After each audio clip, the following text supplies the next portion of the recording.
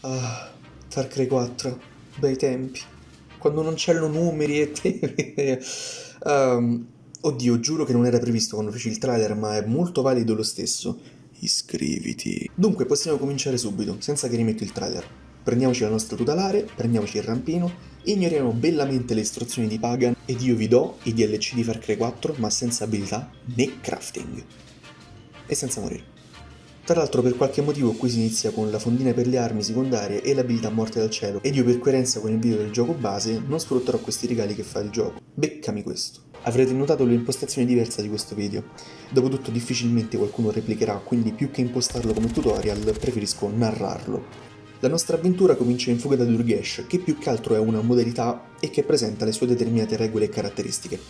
Bisogna fuggire con un elicottero che lo stesso zio Pagan Min mette a disposizione, ma per farlo bisogna resistere a delle ondate di nemici. I potenziamenti per renderci la vita più facile si ottengono facendo queste missioni. Dunque, potrò avere a disposizione mitragliatrici montate, NPC alleati, animali, casse di munizioni al punto di estrazione, e visto che questa è una run hardcore come Cristo comanda, io mi permetto di ignorare tutti questi aiuti, ovviamente anche perché sono autolesionista. Al contrario, mi dirigo direttamente al gulag di Rashgad, la fortezza più difficile del gioco.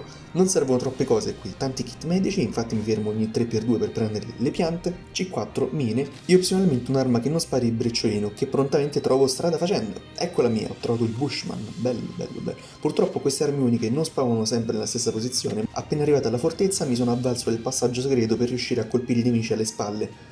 Questo perché potrei morire appena mi imbruttiscono se tento un assalto frontale. Qui in fondo si trova un RPG che sarà molto utile più tardi perché penso sarà quasi impossibile completare questa fortezza in stealth combinato così come appunto. Ed è anche per schifezze del genere che ho disinstallato questo gioco appena finita questa run del cazzo. Ovviamente i nemici hanno dato l'allarme e le mie munizioni non sono durate per niente tanto, così ho fatto cospicuo uso delle mine DC4 per eliminare i soldati più pesanti che sono tipo antiproiettile. I rinforzi arrivano sia dalla porta principale a ondate, sia tramite 4 elicotteri.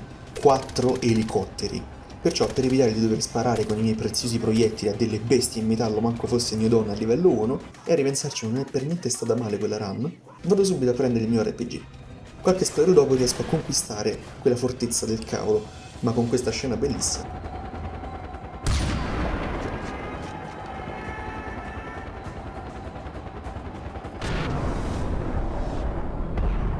E vi annuncio che il grosso di questo DLC è appena andato perché la ricompensa all'interno è l'arma più OP del gioco. È come quella che ho usato nel gioco base alla fine, ma è l'unica che ha un caricatore vergognosamente così grande, al punto che bisogna ricaricare più volte per riempirlo. Fatto questo, corro al punto di estrazione, dove mi aspettano ben 10 minuti di ondate nemiche. Con quest'arma in realtà è più facile che completare Far Cry 3, con tutte le abilità, i pezzi di equipaggiamento, le armi migliori e a difficoltà fighetta, ma il mio più grande nemico sono le munizioni di scorta. Solo 160 colpi a disposizione, e anche se ne bastano pochissimi, tipo 2 o 3 per eliminare i nemici di base, a me non me ne frega una menga e spreco le munizioni.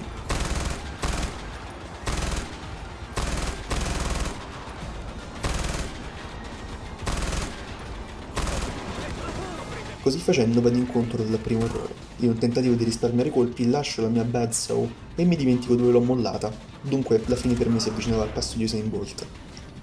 Ma fortunatamente l'IA dei nemici qui è pari a quella di un ciocco di frassino su cui tutti gli animali del bosco pisciano sopra, quindi riesco a cavarmela e completo Fuga da Durgesh, senza abilità, senza crafting, senza morire e senza potenziamenti. E con Pagan Minchia che mi dice anche bravo. È stato davvero un piacere, Ajay. Spero che avremo di nuovo modo di lavorare insieme. La mia gioia è ben poca, devo cominciare da capo Valle degli Yeti, di nuovo senza equipaggiamento iniziale e di nuovo con lo slot dell'arma secondaria e l'abilità morte dal cielo per qualche strana ragione astrale sbloccati, che sempre per coerenza ignoro da bravo autolesionista quali sono. Per il perché commenta la barra della vita non ci posso far nulla, non mi rompete il cazzo. Cominciamo dunque con lo stesso elicottero con cui sono andato via dal Kirat, che sta conciato peggio della faccia scalcagnata di due facce, solo che non potendo lanciare la monetina lancio direttamente un porcone e vado in bocca al pericolo. Per fortuna i nemici hanno degli archi e non sono un dito in quel posto perché non ne arrivano ondate, quindi mi prendo la mia seconda arma più popolare della run e procedo, finché non arriva a ciò che resta della stazione dove trasmette Radio Subasio, che ha subito un brutto attacco da parte dei fan di Calcutta perché hanno spammato Tommaso Paradiso e Rosalino Cellammare anziché lasciare spazio a un vero poeta. Dopo aver eliminato questi terror hipster, mi mette in contatto con un ammiratore facendogli credere che Radio Subasio trasmette ancora forte e chiaro, ma mi sgama e la prende a male. E se non vengo? Il tuo amico pilota Bene, altri terror hipster da picchiare, ma non con queste armi, perché questi sono quelli speciali del Season Pass e io sono ancora autolesionista, ve lo ricordo, perciò andrò di arco e frecce. Sono ondate semplici, quindi non mi preoccupo più di tanto, l'ammiratore come movimento di culo si fa rodere ancora di più e il mio noccia che manderà altri suoi minion in comode rate nelle prossime notti.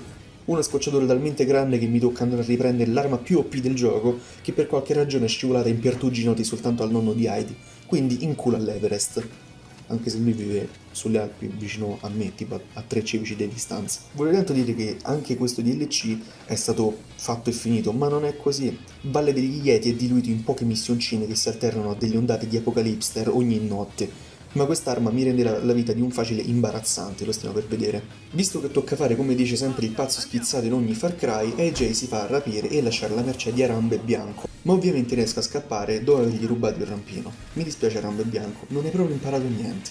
Dunque adesso Valle degli Arambe diventa un troiaio di fetch quest e rate di terror hipster con occasionali Yeti da respingere.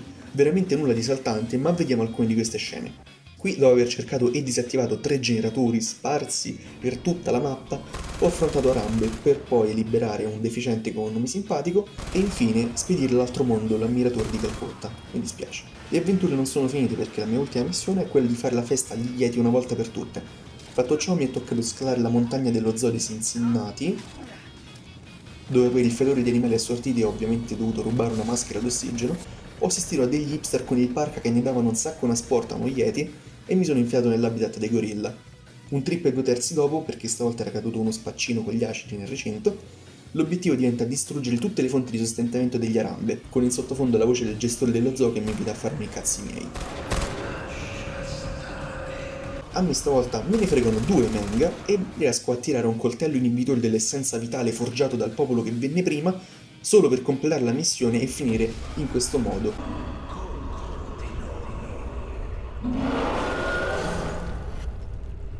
Dunque terminando anche questo DLC, senza abilità, senza crafting e addirittura senza crepare, che ci credete o no ho registrato tutto sto popò di roba in un giorno solo, quindi avete una ragione in più per iscrivervi, sbattere un like, commentare le vostre impressioni, i vostri consigli per altre sfide, guardarvi anche qualche altro video e condividere questo per il bene della community.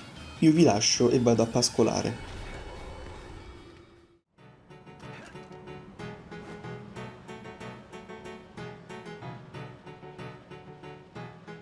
In questo modo. Dunque, terminando Valle degli Yeti, senza DLC, volevo dire, io vi lascio e bella per voi. No, non so come concludere.